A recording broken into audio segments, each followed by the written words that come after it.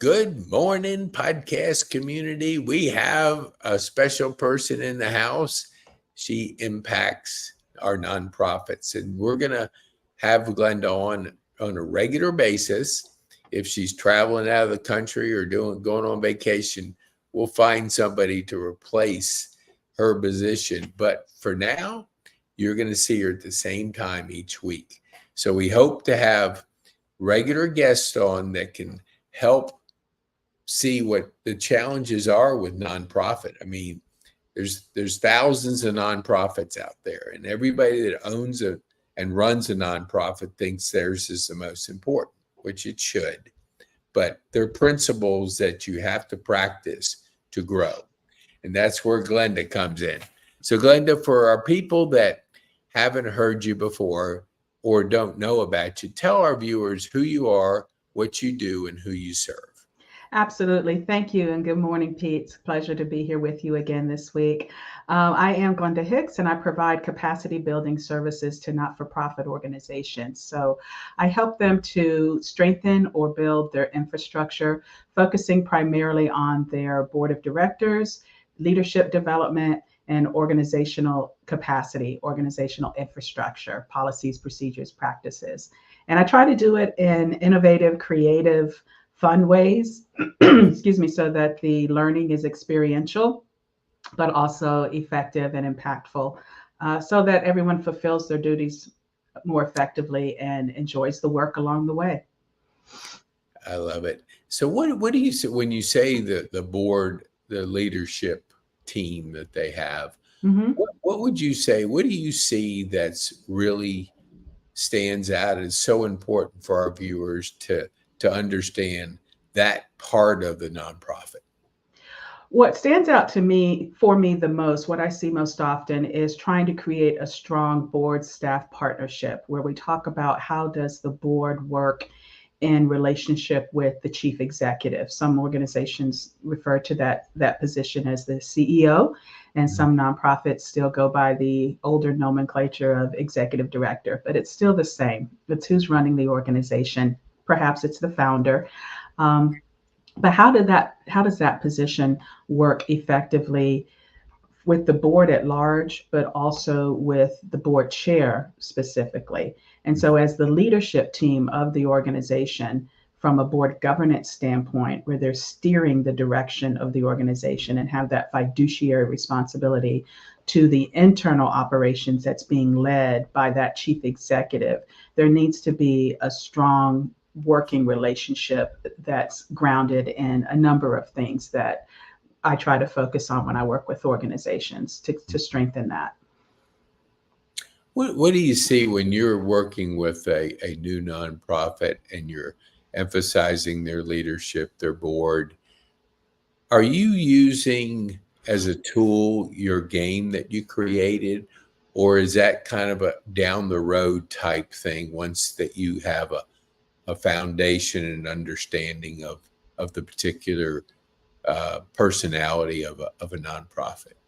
It works on both ends of the spectrum, whether you're starting a nonprofit or even just thinking about starting one, or if you have a nonprofit that you've been running and leading for quite some time, but you're experiencing challenges in that board staff partnership and having your board members really understand how to fulfill their responsibilities. They might know what is expected of them, but how they fulfill that is not always consistent. And so it's helpful where, and that type of dynamic exists with organizations that have been around for a long time and with those that are just starting up. So I've had folks, when I've done open enrollment trainings for the general public, and not specific to a given nonprofit, I've had folks in Play the Game who were all one of the three. They hadn't started one, but they were thinking about it. They had recently started one, but they still needed some clarity around who's supposed to do what and how. And then those that had been around a long time and were able to recognize some of the behaviors they've seen from the leaders and what did that mean, or why was it happening, or how could they correct it. And so it serves the gamut of the spectrum. When you created the game, what was your kind of thought? Was that what obviously it's through your experience working with nonprofits, but you know, board games are popular and Hmm. they are a learning experience wrapped around fellowship and just being a part of connecting with people. So when you were thinking of this game, was it like you, how did it come about? Well, you said it, those very reasons, the things that games bring to, no pun intended, to the table. Yeah. the board, the board game brings people together in a social setting to have fun. Hmm. But at the same time, they're learning some aspect that the game is intended to deliver. And so for me, it was about the consistent pain points, I like to call them, that my clients were encountering. And I felt like maybe there's another way to help address those pain points and overcome some of those challenges and frustrations in a different way. And because I always loved playing board games as a child, and I thought that might be a great way to bring the two together, give them a competitive opportunity to play a game and apply what they already know, but apply it in a way that allows them to see the implication of actions and inaction. And so it's a simulation of both serving on a board, but also to some degree running a nonprofit. And so it's helpful even for staff to understand more holistically what their directors do on a day to day basis to run the agency, and then how the board has an impact on the success of the organization. So, what started as a tool for one group, primarily board directors, has morphed into a tool that's applicable to chief executives and staff in a way that I hadn't even originally contemplated. And in the midst of it all, they're having fun and engaging and creating relationship and getting to know each other, which is something I discovered along the way was a pain point, is that a lot of folks look at serving on a board, at least, as another thing on the agenda of items to do for the day. And Hmm. they come, they sit down, they have a meeting, and they leave. And they don't get to know the people around the table in a deep, personal way, which affects their performance. Yeah. Oh, yeah. You know, a long time ago, a person shared with me, I don't even remember who it was, but when you get involved, serve one, but that's how you get to know people Yes. within your. So if you're going to be like involved in something, you know, if you're not going, because our Rotary, I think we do 35 local projects, Mm, and it's so cool because they'll mention you have to have a person that's going to head it up. So that's that ownership thing. If somebody doesn't own it, right. it's going to happen. So, but all of a sudden we have a board and somebody will say, all right, we have such and such coming up. We need 3 volunteers. I mean, it goes like crazy. Like people want to serve, and it takes you in a position where you get to know your fellow Rotarians. So, Hmm. you know, it's so beneficial to spend time with people. And I have a friend of mine, I'm actually in a coaching, and he talked about building the word building relationships, not just just meeting people. Like it Yes. takes an investment. If Yes. I want to get to know Glenda, I have to build on the relationship, not just say text you every 6 months, a year, 2 years. If it's a valuable relationship, you have to build on it. I mean that Yes. because today he said something like, and I don't know if it's true, but the average person has like one or two friends Mm, into their life, and you think, man, that's crazy. But it's reality. If you don't invest and build relationships, I mean, acquaintances are acquaintances. We have plenty of likes on social media. We say, hey, we got, 2,000 followers. That doesn't relationships. yes. So what would you say when people talk about leadership? What does your game do to help develop that leadership within a fun learning environment? What it does is it allows people in a simulated, gamified way to get to know each other and Mm. interact in a way that they in all likelihood have not been doing up before that point. They're interacting because they're showing up to the meeting, they're making a motion, they're voting, they may have some discussion, what have you, they might be on a committee. But a lot of times that's surface. It's checking the box, if you will. It's being very compliant with what has to occur. But it's not, as you've described, really building a relationship and getting to know the person in a way that creates accountability. And I think that's the bigger connection to the leadership part, is that there's an accountability that develops when you genuinely care about someone else, and you genuinely care about them when you know them. And so you don't want to let them down, and you feel this obligation to follow through on your word. And so when you're a leader, that's what it's about, is following through on your word. And when you volunteer to do something, then you do it. If you say you're going to chair a committee, then be that leadership for that committee. Call the meetings, have the minutes taken, to make sure people are showing up. Reach out to folks when they do not show up. If you said you're going to attend a function, go to the function. If you said you're going to bring someone with you, bring someone with you. Try to find someone. Now, you're not always going to be successful in your endeavors, but at least you're going through the actions and the motions to try to make it happen. And then you become more comfortable with it, because a lot of times board members fall short of their performance because they're not comfortable. They're not familiar. They don't understand, particularly in the area of fundraising. They don't understand how to do that. And they're fearful of asking people for money, and they have perceptions about what that means when they do. They're begging their friends. And so when you allow those things to go unaddressed because you don't have a comfortable relationship with someone to have a direct conversation about it, then things get left on the table. They're undone. And so being able to build relationships, get to know people, have conversations, because during the game, you're talking with your team and you're collaborating and you're trying to come to decisions about the moves you're going to make. And that helps to open up a comfort level so that when you go back to the boardroom, you can talk about things more easily. Mm-hmm. And you are more comfortable approaching issues that are difficult to discuss, which is another aspect of the game. It allows you, as the facilitator, having met with the client in advance, if I'm doing this with a particular client, I'll know which point during the game we need to pause and go a little deeper and have a conversation about something because it directly relates to what's happening at that organization. Mm-hmm. And so we begin to discuss matters that are particularly relevant to them and their organization that perhaps has not been discussed and has just been pushed from one meeting to the next.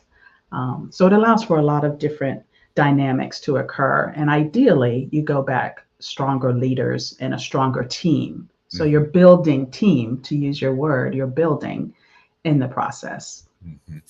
What in your experience in working with nonprofits, you have the resume builders and you have the givers.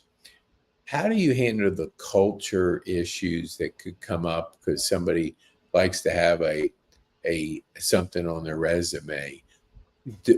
Will the engagement of the game and the fellowship and the learning naturally weed out something like that? Or do you help people to say, our culture is so important, and when we have somebody that has the wrong objectives, how do you deal with that kind of challenge within your work? That's an interesting question, and I had not thought about that. I cannot answer directly whether the game would assist in that way to weed out those who are serving on the board for the wrong reason. But I'd like to think that their eyes would be opened more as a result of playing the game to fully understand the impact of their role, because that was the true purpose of the game. It was to achieve two things: to help create a high-performing board and to strengthen the board staff partnership so that you get performance, you get fulfillment of expectations by the individual serving on your board. And if you're there for the wrong reason, so to speak, that you really just wanted another thing to put on your resume, you can draw the inference that from engaging in this activity and now connecting the dots of what they told you was an expectation to what the implications are when you don't fulfill that, because there's good and bad consequences that happen during the game, and you've got to strategize to overcome those, hopefully by the end of the game, to end up winning, meaning you've made the greatest community impact. So I would like to think that that would help. And if it does, that'll be something new I can add as a benefit Yeah. of the game.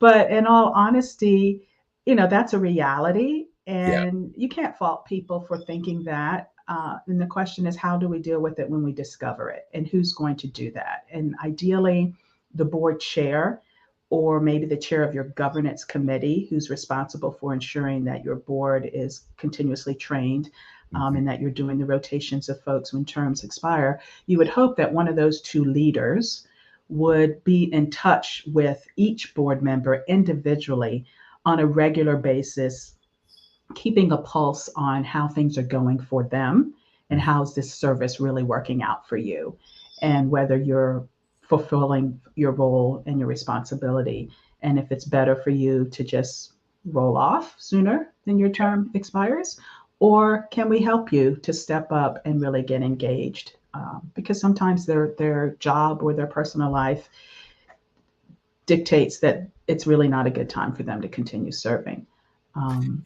Yeah, I like when last week when we had Leonard Abbott on, and you shared like the seasons of serving, and that you go through seasons that it gets really busy, and you have to recognize that maybe now's the time to move away and get things accomplished in your life. You would find your replacement. I mean, so talk about that again, because if a person missed it, I really thought that was very insightful to, be in that position, to be thinking about not just having the nonprofit fill the spot, but you personally saying, okay, I have to step away for a year. Let me go out and do what you were sharing with Leonard. So would you share that with our viewers? Absolutely. What happens in practice is a lot of times you'll find the executive director is the one who's finding more board members. And it makes sense for them to identify folks because they're out and about in the community.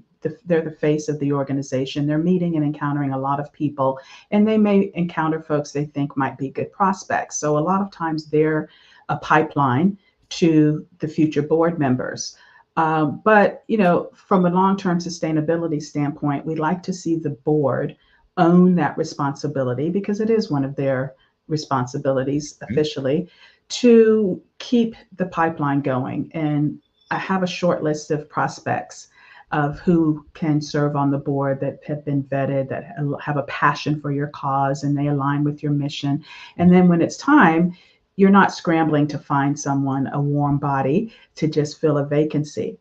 But what supplements and augments all of those efforts are when the individual board member is also keeping an eye out for who might be a future board member. And it could be someone that they're able to recommend to replace themselves if they're rolling off sooner than the end of their term. And so that way the person is in the pipeline, has a familiarity, has a relationship perhaps, and they can then say, hey, I've got someone. I know we don't have anyone right now as a group, or maybe we do have some folks, but I've got another person that I'm aware of that I'd love to, introduce to the right people and get them vetted. So it's very helpful to think in that way of, who do I know? Who do I have relationships with that might have an interest in this work, or that you can intentionally begin to cultivate over your time while you're serving, so that if that happens, either unexpectedly or as part of the plan, you do have someone that you've been grooming to, potentially join the board in their own seat or as a replacement to your seat. And that's why there's so much involved with nonprofit organizations in general, whether it's at the board level, the leadership, the staff leadership level, or the operational level and service delivery, where there's always something that can be done. And Yeah. the more you have that ongoing training and you're made aware, then the more you can participate and contribute to the long-term success and sustainability. Because each time you don't have things in place to help replace you or someone else, then that distracts and detracts from what the executive director was already planning to do. Yeah. If she or he has to stop and take a left turn and try to find some people, that's taking them off course of what you as the board has already charged them to do as the leader of the organization. So you're setting him or her back a couple steps because you didn't do what you were supposed to do. But maybe you didn't know what you were supposed to do Yeah. because no one's brought in any trainers or consultants to help along the way. So it's just this ongoing cycle of events and occurrences where everyone has a role, and the more aware you are of how to fulfill that role, the better everything works. Yeah, I've done coaching on and off for years, Mm-hmm. but I invested in a high performance model, and it was phenomenal because when there's a structure, and this is where I want to share with our viewers, why do you bring in a consultant? I mean, that is like people say, oh, it's expensive. Well, it's expensive for the mistakes you make. It's a lot more expensive, but we don't think of investing in our cause, investing in ourselves to be a great return. But it actually is, because the best investment you can ever make is in yourself. Yes. Now, and if a nonprofit, if you're a founder and you're out there and you believe in your nonprofit, you need to invest in the nonprofit, which would be yourself. I mean, because I'm a firm believer in bring the professionals in.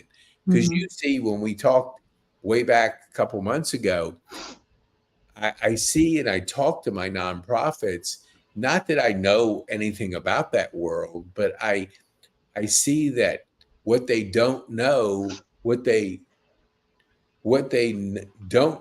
don't know is can hurt them, because that lack of understanding of cultivating the board, developing the leadership, making sure that you have a healthy nonprofit is so important, because the impact that you can make out there can be substantial if you know all the things to do to make your nonprofit the best it can be. What would you say today? And this is not necessarily what you usually cover. We are busy because there's a lot going on, a lot of distractions. I heard months ago that the average person watches 4 hours of TV and scrolls like 2 hours. So you start like putting that kind of time on a weekly basis. He worked it out like the 4 hours was 13 years of your life you're watching TV. And for somebody that says I'm busy and they'll sit there and watch 10 shows, how do you handle the priorities and the time commitment of a busy society? When your nonprofits are saying, man, I'm slammed, I'm busy, how do you walk them through setting priorities and being more productive in the time that they have? It typically starts with a plan. And I think Leonard mentioned this last week as well when he was on, when you asked us a question about how do we organize. And when I work with organizations, I come from a standpoint of an action plan. So obviously I'll do strategic planning with clients and facilitate strategic planning retreats. And so from that term, people expect a plan. But even when I help them with board governance, board development, board training, we start with an assessment to see where are you now, and we kind of benchmark that against other organizations to get a sense of what this looks like within other organizations, so you kind of have a sense of how you measure up. And then we look at where are the areas that show the greatest areas of improvement. We celebrate the areas where there's strengths, and we call those out. But then we also look at the areas for improvement and begin to create an action plan that says, let's prioritize these areas of improvement. And once we prioritize them, then we begin to look at, okay, how would we solve for them? How do we overcome whatever the challenge is or the issue? What will we do specifically to improve in this area? And so my work begins with that, an assessment, the identification of priorities of improvement areas, and then the prioritizing of those areas, and then beginning to say, now what will we do to address these areas? And then you begin to assign committees or individuals, depending on how large their staffing is, their board, what they have available to them, and begin to, as you said earlier, take ownership for who's going to own this process or this project, and then who's going to do which aspects of it. And then we move into creating a calendar. And sometimes I'm not there at that deep, granular level, but I've left them with the plan, and then they take it from there. And internally, they begin to work on how do we assign this to folks and set calendar deadlines and reminder check-ins and put it on the agenda as a status update item. So that's how I try to get them to create a working plan that's doable and that has accountability built in, and that starts them off with some resources and tools so they're not starting and from the beginning reinventing the wheel for things that are already out there. Or I'll give them resources, links to resources where they can access additional support along the way. But it's really, and in fact, I'm working with a group right now where we're doing a series of trainings to help them recognize the difference between managing by putting out fires all the time to managing with intentionality and discovering areas where this could be a potential fire, and what can we do to eliminate that? What are we missing? Is it a matter of revisiting our bylaws because they haven't been reviewed in 3 years and we need to check them out and shore them up and make some modifications? Is it that we don't have a conflict of interest policy and we've got some issues just waiting to explode if we don't get one drafted? So it's about helping organizations recognize that if you keep managing them that way, you're always going to not have enough time. I mean, none of us has enough time in one sense of the word.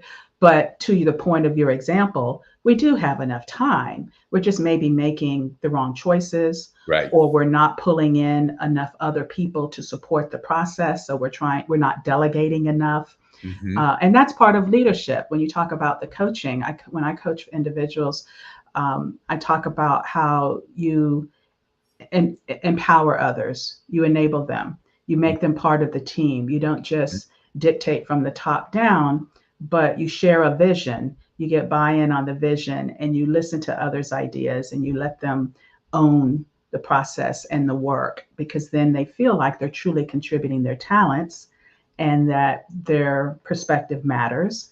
And then they're more excited about what's happening. And you get it done because there's more people involved. Yeah, that's so. You brought up a word that I haven't heard in a long time, and I want to dig into it at a later podcast. But benchmarking, I was part of KKR back when they bought Nabisco, and then the U.S. Foods, and I was in management when they bought U.S. Foods, so I got a closer look at the thinking behind it, and it reminds me because we're in this meeting, and there was one of the presidents of one of the houses was questioning the KKR guy. Mm-hmm. And he goes, in all due respect, we benchmark everything. And this is, so he was using it like, hey, you're not different. Everything's the same. Mm-hmm. I mean, if you have a perspective of benchmarking, then you can raise a person's level of performance by saying, all right, for your size company, these are the metrics we are going to evaluate to get to a higher level. And it was cool to hear this because, everything's based on the data. I mean, you say, hey, emotionally, we can say things, but if the data and the science supports it, I mean, what are you Mhm. going to do? Dispute the data? But here's where I wanted to go with this. Private equities don't go out and buy nonprofits. It's not, Right. that's just not like on their radar to say, I'm going to acquire Must Ministry. It's like that doesn't happen. So I love, there's pros and cons to the private equity, but I won't get into that. But what I do like is that you can benchmark because you see the same things happening with all the different nonprofits. So in your consulting, I'm sure you're saying like, this company did it this way and they were able to raise this. So I would love to get into more of the Mhm. benchmarking. How do Mhm. you help your nonprofits by seeing all these different nonprofits and deciding in your mind that there's levels of opportunity because you see the same things over and over again? Mhm. Mhm. Would you be Absolutely. able to Yeah, dive? that would be a great conversation to go deeper into on a future broadcast. Absolutely. But I will tell you one of the first things that the benchmarking and seeing different nonprofits allows me to do is to ease their stress levels because I'm able to say, you're not alone. You're not the only one who's encountered Mm, this. And that helps them yeah, feel like, oh, thank goodness. I thought I was the only one, spiraling out of control in this one area and just getting so flustered and frustrated and overwhelmed. I thought it was me. And I can tell them, no, you're in good company. You don't want to stay here. We're going to help you move forward. But at least it brings a sense of calm to them to know that mm, they're not alone, others experience the same thing. And as a consequence, we have some best practice tools, resources, guidance, and information that can be helpful. And so, that is and from there, awesome. we use other benchmarks to allow them to then measure their improvements and their successes. Before I go to you giving your information for our viewers, I want to do a commercial break. Absolutely. I understand. Yes. Oh yeah. Hey, look, we have commercials just like the TV station. So one of the biggest challenges with our adult senior community is the kids are busy. The aging adult children are busy in their careers. Their parents are changing, and they're changing life quickly in some cases. Getting them together is a challenge today. So we're going to have a date night with your mom and dad. We have 3 comedians that we're going to be performing. And if anybody has been in Atlanta for any length of time, you probably heard of Ken Kington. I mean, this guy is absolutely the best comedian that I know. I mean, and this little QR code, or you can search Air Bar Ken Kington on YouTube, and he has 46 minutes. If you're having a bad day, watch that video. You will be laughing your head off and in kind of bringing humor because sometimes we're a little too serious about things. So a little laughing helps the soul. So we're having it on the 22nd from 6 to 7:30. From 6 to 6:30, we have Larry Hauser, who's a senior. He does a couple podcasts with us. And Melissa, who's 5 years into comedy. She's a rising star. And then Ken's going to come on at 7 o'clock. But in between there, we're going to introduce our 30 podcast partners that are out there making an impact in the different areas of their expertise. So tickets, you just can go to Meetup. Let me tell our viewers one thing because and then I'm going to get back with you. Okay, here we go. So tickets, you can go to podcasterpetecane.com or call direct.